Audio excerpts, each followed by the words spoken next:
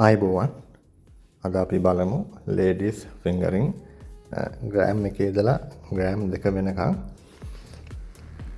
මුදුවල බර රන් මිල කොච්චරක්ද වෙන්නේ ඒ වගේම හැදුම් කුලිය කොපමණද ඒ වගේම සම්පූර්ණ මුද්දට වදින වැට් එක කීයද කියන එක හොඳම එක්ස්පීරියන්ස් එකක් ගන්න පුළුවන් ඒ වගේම තමයි වීඩියෝ එකේ හොඳට බලාගත්තොත් ඔයාලට තනියම බයි කරනකොට ගණන් හදා ගන්න පුළුවන් ලේසි ක්‍රමයක්. වැට් එක සාමාන්‍යයෙන් රත්තරන් වලට 115 ඉඳලා 118 වෙනකන් තමයි වැට් එකක් වදින්නේ. රත්තරන් බඩු ගන්න ගිහුවාම මෙන්න මේකේ බර ඇවිල්ලා 1.44. අපි උඩින් දාලා තියෙනවා දිනෙත් එක්කලා ග්‍රෑම් එකක මිල 37800යි. ඒකේ තියෙන්නේ සම්පූර්ණ රන් මිල විතරයි 37800ක් කියන්නේ. එතකොට ඒක වැඩි කරගත්තාම 1.44 වලින් 5400 54,432යි මුළු මුද්දරම පීස් රේට් එකක් 5200ක් වදිනවා. අපි බලමු ඊළඟ එක. අපි මේ බර දාන්න මෙන්න මේ විදිහට තමයි ඔයාලා weight එකක් බලා ගන්න ඕනේ බැලන්ස් එකට දැම්මට පස්සේ 1.36ක් කියන එක ප්‍රධාන වශයෙන් හරියටම නම්බරේ ගන්න ඕනේ. හරියට බර දැක්කේ නැත්නම් ඔයාලට ගාන හදා ගන්න බෑ ප්‍රධාන සාධකේ weight එක. ඊට පස්සේ රන් මිල ග්‍රෑම් එකක ගාන ඊට පස්සේ 1.36 වැඩි කිරීම 37851,408යි. මුද්දටම රුපියල් 5000ක් වදිනවා හැදුම් කුලිය. ඒ දෙකම එකට එකතු කරලා ඒ තමයි වැට් එක වැදිලා තියෙන්නේ. මේක 1.61 එක. මේ weight එක. ඊට පස්සේ ඒක වැඩි කරනවා 37800යි. ඊට පස්සේ වැට් එක හැදිලා තියෙනවා 115ක් ඇඩිෂනල් එකතු කරලා තමයි. ඔයාලා ගන්න ගිහපුවම එකපාරටම 115ට බස්සන්නේ නැහැ. 118 ඉඳලා ටික ටික තමයි ඩිස්කවුන්ට් කරගෙන එන්නේ. ඉතින් 115න් පල්ලෙහා වැට් එකක් හම්බ වෙනවා ගොඩක් අඩුයි. ඉතින් ඔයාලා මේ සම්බන්ධයෙන් ගැටලු ආවොත් ඕනෑමක් අපිට කමෙන්ට් එකක් දාන්න. හරිද? ඉතින් හොඳ එක්ස්පීරියන්ස් එකක් දෙන්නේ මේ කවුරුවත් දෙන්නේ නැති එකක් අපේ SL Gold එකේ. අරගෙන ආන්නේ වැට් එක සම්බන්ධව ගොඩක් ගැටලු වෙනවා. ගෝල්ඩ් රේට් එකට ගන්න ගිහපුවම ඒ මිල ගණන් වලට ගන්න බැරි වෙන හේතුව මොකක්ද කියන එක පැහැදිලි වෙන්නත් එක්ක තමයි අද අපි මේක මේ දැම්මේ. නැත්තම් රත්තරන් ගාන හැදුම් කුලියයි විතරක් ගෙවුවා නම් ඇති කස්ටමර් ඒ වුණාට වැට් එක එකතු වෙනවා 7040ක් මේ මුද්දට. ඒ කොන්දම ටෝටල් ප්‍රයිස් වෙලා තියෙන්නේ 53975. ඉතින් ඕක තමයි අවසාන වශයෙන් මිල. ඉතින් ඔයාලා බලන්න ඔයාලා කඩේකට ගිහපුවම තනියම කොලයක් පෑනක් අරගෙන නැත්නම් තමන්ගේ ෆෝන් එක ගැල්ලගෙන නැත්නම් කඩේ ගැල්ලක අර ඉල්ලගෙන හිමීට ගණන් හදලා බලන්න ප්‍රතිශතයක් විදිහට හදාගන්න දන්නේ නැත්නම් සම්පූර්ණ ගාන රුපියල් 60000 බෙදීම 100. ඊට පස්සේ ඒන උත්තරේ වැඩි කරන්න 15. එතකොට එනවා වැට් ගාන. හරිද? ඉතින් ඊළඟ ඩිසයින් එක තමයි මේ ඔක්කොම මෝල්ඩින් ඩිසයින්. සාමාන්‍ය weight එක සාමාන්‍යයෙන් ග්‍රෑම් 2 සහ ග්‍රෑම් 2කට අඩු හොඳ හයිය තියෙන ෂේප් එක යන්නේ නැති හොඳට කියන අටපට්ටම් වෙන්නේ නැති හොඳ චූටි චූටි කැලි කැඩෙන්නේ නැති හොඳ මුදු. මේවා ගත්තාම ඉතින් හොඳට පාවිච්චි කරන්න පුළුවන්. චූට්ටක් සයින් එක අඩු වෙනවා මේ තියෙන සයින් එක. සාමාන්‍ය මාස 3ක් වගේ යනකොට චූට්ටක් පොඩ්ඩක් පේඩ් වෙනවා එච්චරමයි. නැත්නම් වෙන කිසිම කේස් එකක් නැහැ. මේක නම් ගොඩක්ම ලස්සන ඩිසයින් එකක්. මේකෙන් charge එක 5900ක් වෙනවා. වැට් එක 10යි 127යි 70640ක් වෙනවා. අද මිලට ගන්න ගිහපුවාම මේක නම් ගොඩක්ම ලස්සන ඩිසයින් එකක්. හරිද? ඩිසයින් ඉතින් ඔයාලට බලා ගන්න පුළුවන්. ප්‍රයිස් එක බලා ගන්නත් පුළුවන්. වැට් එක හදන විදිය පොඩ්ඩක් දිග වුණා. ඒ වුණත් හොඳම එක්ස්පීරියන්ස් එක පැහැදිලිව ටික ටික ගන්න ඕන හින්දා තමයි අපි මේක මේ විදියට වීඩියෝ එකක් විදියට දාන්නේ. බලමු ඊළඟ ඩිසයින් එකක් ආවා. ඊළඟ ලීෆ් එකක් තියෙන්නේ. ලීෆ් ඩිසයින් එකක් මේක. මේ ලීෆ් එකේ බර 1.22යි. ග්‍රෑම් එකට චුට්ටක් වැඩි. හරිද? එතකොට weight එක 1.22 නම් ඒක වැඩි කරා 37800යි. 45700 මනාට 5500ක් වදිනවා මුද්දටම.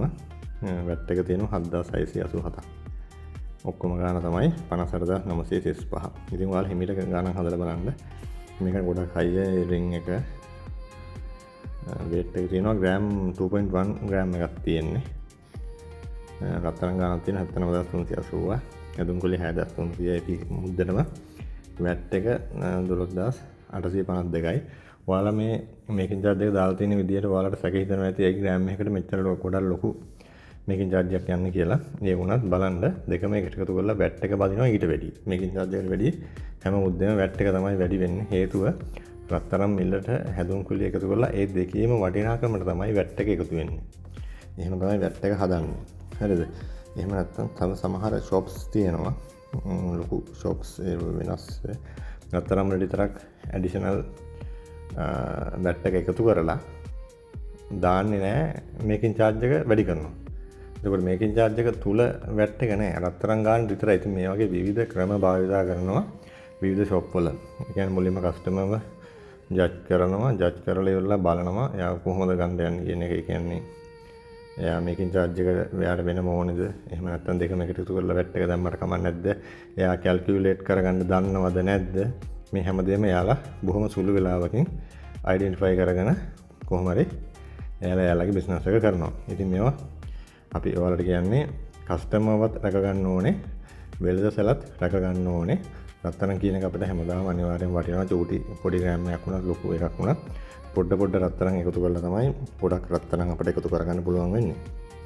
ඉතින් ඒක හින්දා සුළු වශයෙන් ගන්න එකද ලාභ, මහා පරිමාණ වශයෙන් ගන්න එකද ලාභ. හරිද? ටික ටික ගන්නකොට රත්තරන් ගන්නකොට පාඩුද? මේ එන හැම ප්‍රශ්නයක්ම ඔයාලා අපිට කමෙන්ට් එකක් විදිහට දාන්න. ඒ වගේම තමයි මේ ඩිසයින්ස් මේකත් ලස්සනයි ඩිසයින් එක මේක දාපුවම නියම ඩිසයින් එකක් 1 ග්‍රෑම් එකමාරක් කියන්නේ මෝල්ඩින් ඩිසයින් එකක් කියන්නේ හොඳටම හයියි රින් එක. මොකද මේ හැම රින් එකක් චූටි. ගොඩක් අර ෂෝ එකට නෑ. ඒ වුණාට ලස්සනයි වගේම හයියි. ඇගිලි ඇතුලෙන් කැපෙන්න බලන්නේ නෑ. දාන්න පුළුවන් මේක දැන් ඔන්න ස්ටෝන් රින් සෙට් එකක් තමයි ඉස්සරහට එන්නේ. ස්ටෝන් රින් සෙට් එක බලන්න. ස්ටෝන් රින් සෙට් එකේ ස්ටෝන් වල වේට් එක අපි මේකකවත් දාලා නෑ. ටෝටල් වේට් එකට තමයි කැල් කරලා තියෙන්නේ. එතකොට දැන් ඔයාලා හදිසියෙන් හරි කිව්වොත් මේ ගල් මොනවද? මේ ගල් වල රීසේල් වැලියු එකක් තියෙනවද? එහෙනම් ඇයි මේ වේට් එකම මේ රත්තරන් ගානට දාලා කැල් කරන්නේ කියලා. ඔයාලා එහෙම ඉල්ලීමක් කරොත් කස්ටමර් කෙනෙක් වෙළඳසැලෙන් කියන්න පුළුවන් මේ ස්ටෝන් වේට් එකේ මෙච්චරක් තියෙනවා. හරිද? අපි හිතමුකෝ මිලිග්‍රෑම් 100ක්, මිලිග්‍රෑම් 110ක්, මිලිග්‍රෑම් 90ක්. හරිද?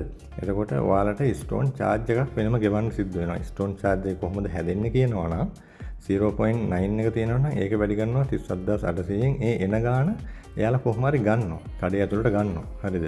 ඉතින් ඒක හින්දා ඔයාලා මේ වගේ චූටි ස්ටෝන් තියෙන ඒවා ගොඩක් වෙලාට මයිනස් කරනවා අඩුයි. මයිනස් කෙරුවත් වැඩක් වෙන්නේ නැහැ. ස්ටෝන් චාර්ජ් එකක් එනවා. අපි දාලා තියෙන ටෝටල් වේට් එකට සම්පූර්ණ වැට් එක එකතු කරලා හැදුම්කුලේ දාලා එහෙම තමයි ක්ලියර් එකට තමයි අපි දාලා තියෙන්නේ. ඉතින් මේ ගැනත් ඔයාලට ගැටලු වෙන්න පුළුවන්. අපිට කමෙන්ට් එකක් දාන්න. මේකෙත් ටිකක් ලොකු ගලක් තියෙනවා චූටි එක. මේ ගල් වල ගොඩක් ලොකු වේට් එකක් නම් එන්නේ නැහැ.